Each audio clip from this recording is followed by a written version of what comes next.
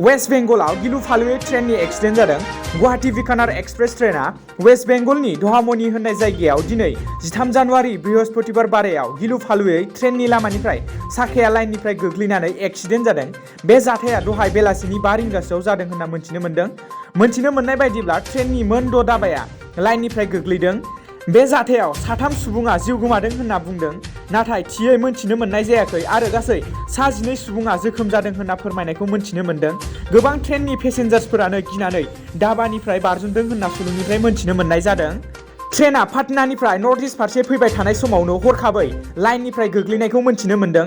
जाथाय जानायखौ मोनथिनो मोननाय लोगो लोगोनो बिफानारिफ्रा जाथाय जानाय जायगायाव सौहैयो।